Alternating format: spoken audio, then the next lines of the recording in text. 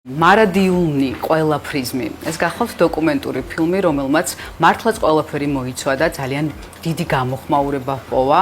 ყველას გულები დაიპყრო, შეიძლება ითქვას, ეს ფილმი, დოკუმენტური ფილმი ეხება ქართველი დამსახურებული მოღვაწის ილიას დანევიჩის შემოქმედებასა და ცხოვრებას და აი ამ ფილმში მისი ცხოვრების ისეთი ფრაგმენტებია აღწერილი, რომელიც აქამდე არ იყო ცნობილი. ეთერში გვყავს ძვირფასი სტუმარი, ჩვენი ქალაქის ბრენდი, შეიძლება ითქვას. ასეც მეძახით ამ ადამიანს, ამ დოკუმენტური ფილმის ავტორი, წამყვანი, ჟურნალისტი, პროდიუსერი, ჩვენი კოლეგა ბერდია კუტუბიძე, ბერდია დილამშვიდობის მოგესალმებით. ყოველთვის გიხარია ყველას, თუნდაც მაყურებლის როლში, თუნდაც რაღაც წამყვანის როლში შენთან შეხვედრა და გვინდა ვისაუბროთ აი ამ არაჩვეულებრივ ფილმზე, რომლის პრემიერა ამჯერად გაიმართა დედაქალაქში. როგორ ჩაიარა ამ ყველაფერმა, ჯერ ამით დავიწყოთ. როგორია შენი ემოციები? დამამუნჯე უკვე. მე ვიცი რომ მე კადრები ვნახე, ძალიან დიდხანს იდგა მაყურებელი ფეხზე და დიდხანს გიკრავდა ტაშს. ეს ძალიან მაგარი შეგრძნებაა რა. ანუ ეს ნიშნავს იმას, რომ ყველაფერი შედგა. იყო ასეთი მოლოდინი? რა თქმა უნდა, მოლოდინი ყოველთვის არის. მოგესალმებით პირველ რიგში, გამარჯობა ყველას დილამშვიდობისა. მადლობა მოწვევისთვის. მოლოდინი რა თქმა უნდა არის როგორ მიიღებს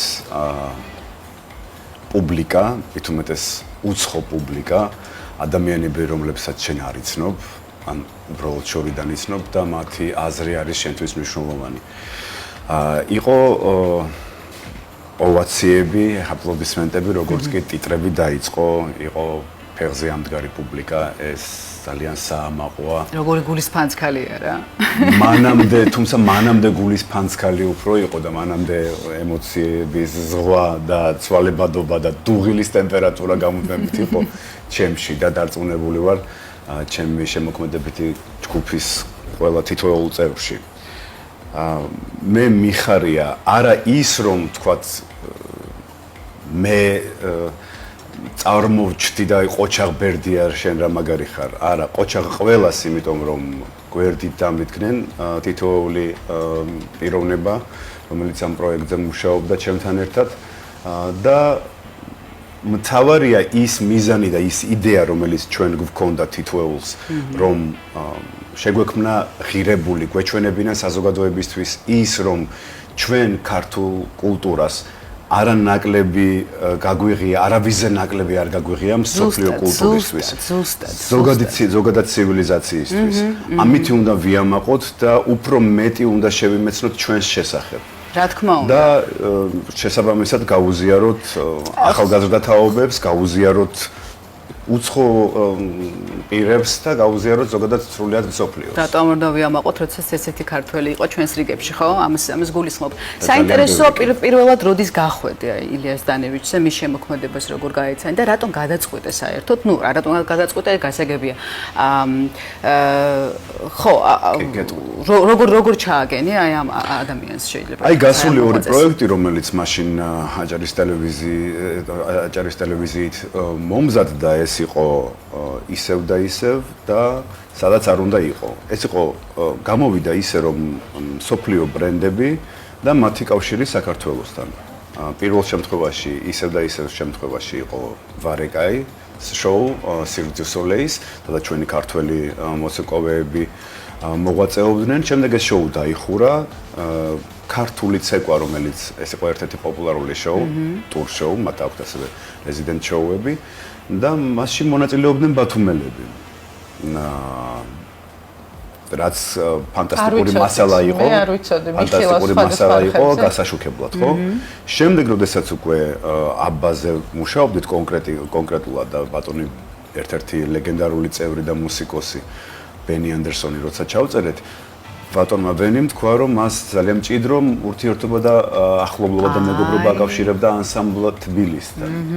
როდესაც ჩვენები გასტროლებზე იყვნენ სტოკჰოლმში, მან ისინი მიიწვია საკუთარ კონცერტზე, ექსპრომტად რაღაც მუსიცირება შედგა, თუმცა აბსოლუტური ექსპრომტი იყო ეს კადრები გამოყენებულია ჩვენს ფილმში და ბენი ანდერსონმა საკუთარ კერძო სტუდიაში ჩაწერა კიდეც და გამოსცა მათი კომპაქტ დისკი. იქვე დააყოლა, რომ ეს არ არის კომერციული მუსიკა, მაგრამ მე არ შემეძლო, რომ ეს არ დამეფიქსირებინა დოკუმენტურად, თუნდაც აი ამ სახით. შემდეგ უკვე ვფიქრობდი, რომ გამეკეთებინა კოკო შანელთან მომუშავე, ну ეგ ძალიან ცნობილი თემაა, ყველა მიცის. კოკო შანელთან მომუშავე ჩვენს არისტოკრატებზე, გენიალურ ქალბატონებზე. რომლებიც მოდელებიც იყვნენ. დიახ. და აი ამ ინფორმაციის ძიებისას და ვინ იყო თითოეული მათგანი სხვადასხვა მინდა განსაკუთრებულად აღვნიშნო ეროვნული არქივის, ეროვნული მუზეუმის, პარლამენტის საჯარო ბიბლიოთეკის, ლიტერატურის მუზეუმის, საზოგადოებრივი მაუწყებლის არქივის თითოეული უწყება, ვისაც მე მივმართე ინფორმაციის მოწოდებისთვის, უსწრაფესად დამეხმარა მომაწოდა საჭირო ინფორმაცია. ეს უკვე ილიას დანევიჩის შესახებ, ხო, ის ფრაგმენტები, რომელიც არ მე თავიდან დავიწყე მათთან ურთიერთობა აი ამ ქალბატონებთან დაკავშირებით. თუმცა, შემდეგ როდესაც გავიგე, რომ ილიას დანევიჩი იყო კოკო შანელის ფაბრიკის დირექტორი. ეს იყო პირველი ინფორმაცია, რომელიც მე მის შესახებ გავიგე. თუმცა მანამდე რა თქმა უნდა ვიცოდი, როგორც ფიროსმანის აღმომჩენი. აი ზუსტად ეგ მინდოდა მეთქვა, ბერდია, შენ ახლა ახსენე არქივები, ახსენე საზოგადოებრივი მაუწყებლის არქივი, სხვადასხვა ბიბლიოთეკები და ეს ის ინფორმაციაა და ეს ისეთი რამ არის, რაც ინტერნეტ სივრცეში არ არის ხელმისაწვდომი და ბევრისთვის არის უცნობი და აუცილებლად უნდა ვიცოდეთ. ფიროსმანის აღმომჩენიო ამბობ, სხვადასხვა გამოფენები მოუწყვია. აი ამის შესახებ რო გითხრა, ის რაც არ ვიცით ჯერ კიდევ. პრინციპში ფილმში ყველაფერი არის გადმოცემული დეტალურად იმ მოცემულობაში, რაც ფიროსმანს შეეხება. თუმცა, ნახეთ, აი ზდანევიჩები ზოგადად, ცალკე ილიაზდიც, თუნდაც რა თქმა უნდა ბატონი კირილე ზდანევიჩის. თითოეული მათგანი მრავალწახნაგოვანი პიროვნებაა. შემოქმედი. ერთ ფილმში ამას ვერანაირად ვერ ამოვწურავდი. ჩვენ ეთერამდე ვსაუბრობდით ამ თემაზე, რომ შეუძლებელია იმდენად მასშტაბური, როდესაც ინფორმაციას ეცნობი და ეცნობი, იქ ძალიან ბევრი თემაა, რომელიც ანუ ფილმში ყველაფერს ვერ ჩაატევა. ეს გადაწყვეტილებების მიღება, ეს დალაგება, ეს ყველაფერი ხო შენ გეხებოდა, ვინმესთან ქონდა ეს კომუნიკაცია, თუ შენ თვითონ გადაწყვეტე მთლიანად ფილმის სცენარი რა როგორ უნდა ყოფილიყო და რა ინფორმაცია დაგეტოვებინა. ესეც საინტერესოა. ჯერ უპირველეს ყოვლისა იყო ინფორმაციის მოძიება. ხო. მრავალი ათეული თაბახის ფურცელი. გარდა ამისა იყო ასევე პირადი არქივები, პირად არქივებში ინფორმაციის კვლევა, თქვათ მიმოწერები, ასე შემდეგ. ბევრი რაღაცა მინდა თქვა ეხლა და უბრალოდ ვალაგებ თან აზრს თავში. ინფორმაციის მოძიებისას ყველაზე რთული იყო, რაც უფრო მეტ ინფორმაციას ვღებულობდი, მით უფრო რთულდებოდა, რა თქმა უნდა, ფინალი და დასასრული წარმოდგენაში თავიდან. თუმცა ნამდვილად ისეთი შემოქმედებითი ჯგუფის წევრები და გუნდი რო გეგულება, რომლებიც ტვიტრებში არიან ბოლოს. მართლაც ნებისმიერი утоპიური და რთული იდეა არის მარტივად განხორციელება. რაც შეეხება კი, აუცილებლად, იმიტომ რომ მინდა აღვნიშნო ისინი თითოეული მათგანი. რაც შეეხება როგორ მოხდა ინფორმაციის კლასიფიკაცია, განუმეორდები და ვიტყვი, ცალკე თემა არის პიკასოს და ილიაზდის ურთიერთობა და მეგობრობა, ცალკე თემა არის შანელის და ილიაზდის პარიზში ცხოვრების პერიოდში ეხება. დიახ, და არა მხოლოდ, თუნდაც ლარიონოვ გონჩაროვასთან მისი მეგობრობა და ახლობლობა მართ რაღაც რევოლუციური გადაატრიალეს გარკვეული საზოგადოების არაერთი ფენის წარმოდგენები, დოგმები, ჩარჩოები. ექსპედიციაში, თაყაიშვილის ექსპედიციაში მისი მოგზაურობა და იმ მასალის დოკუმენტად გცევა, რომელსაც დღემდე იყენებენ მკვლევრები. ეგ თვითონ თაყაიშვილს გულისხმობ. დიახ. ასევე 41 გრადუსის გამომცემლობის წიგნები, რომლებმაც გადაატრიალეს საერთოდ ზოგადი წარმოდგენა ფუტურიზმი.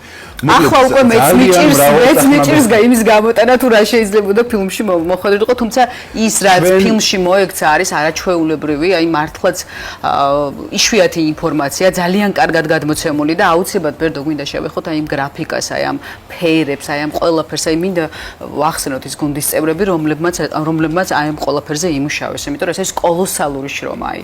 კი, ჩვენ ვუყურებთ ამას ერთ საათში და ასე შემდეგ და ჩვენთვის ძალიან კარგი და თვალს ყველაფერი სიამოვნებს და ყურსაც ეს ინფორმაცია, მაგრამ აქ არის ჩადებული ძალიან ბევრი მრავალი საათი მონტაჟისა, ხო? ვინ გააკეთა გრაფიკა? 24 საათი. ხო, 24 საათი. გრაფიკაზე არა, ჩვენ ხო ვიცით რომ შეპარალელურად მუშაობთ. თავიდან როდესაც იდეა დანევიჩზე ფილმის შესახებ გაიგო გიორგი მურვანიძემ. ის იმდენად აღფრთოვანებული და აღტაცებული იყო ამეთი, რომ მითხრა, რომ თუ კი რაიმეში შემიძლია რო გვერდით დაგიდგე, იცოდე რომ მე შენთან ვარ და გქონდეს ჩემი იმედი.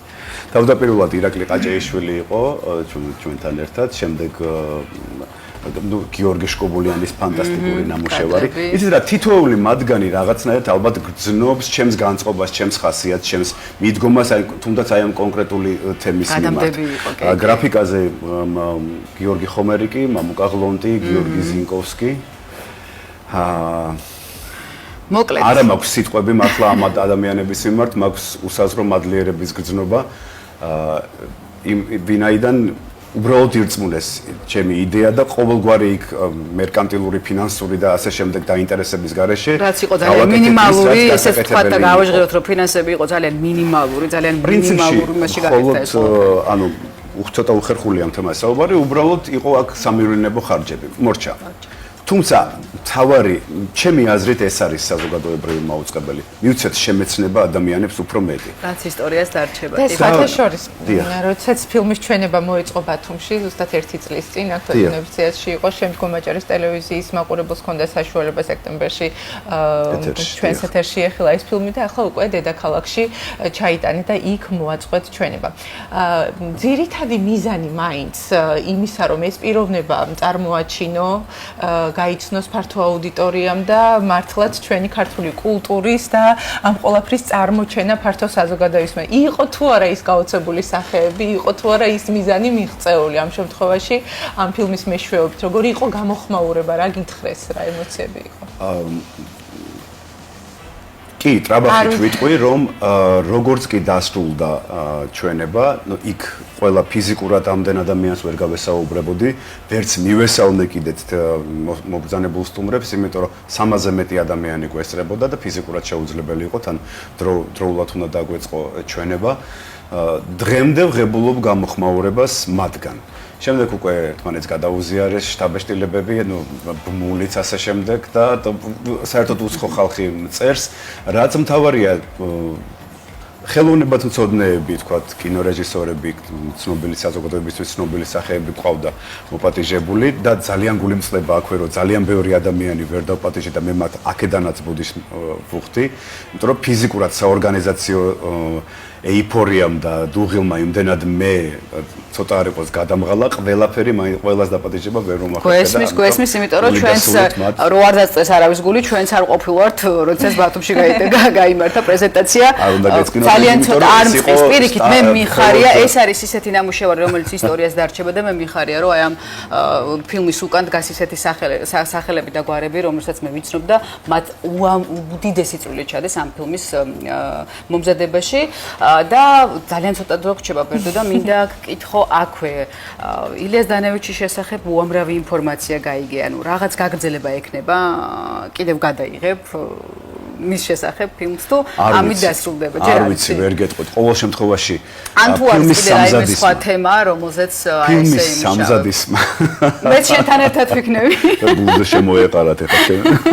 ეს ფაქტია, აუცილებლად მინდა კიდევ ერთხელ უთხრა ილიას დანევიჩის შესახებ, რომ მან აღმოაჩინა პიროსმანი, არაერთი გამოფენა მოაწყო, ურთიერთობა ჰქონდა შანელთან, სტრავინსკისთან, სხვათა შორის ესეც იყო უცხო. უამრავ ცნობილ ადამიანთან ერთს დავამატებ თუ შეიძლება, თუ გვაქვს დრო შესაბამისი, კიდევ ერთხელ ვიტყვი, რომ თუ კი ეს ფილმი მე და ჩემი შემოქმედებითი ჯგუფის წევრებს მოგვიტანს წარმატებას, სახელს, ასე შემდეგ, ეს არ გაგვიკეთებია ჩვენ იმისთვის, რომ შარავანდედი შემოვიდგათ და რაღაც საკუთარი თავის განდიდებისთვის. ეს გაკეთდა ქართული კულტურისთვის, ქართული კულტურის პოპულარიზაციისთვის და მე მადლიერი ვარ თუნდაც მაყურებლისთვის, მაყურებელთან. მე არ გამიკეთე, არ ველოდები რაღაც ჯილდოებს და რაღაც ასე შემდეგ, ცნობილ კინოფესტივალს მხოლოდ იმიტომ მინდა რომ უფრო მეტმა ადამიანმა ნახოს, რომ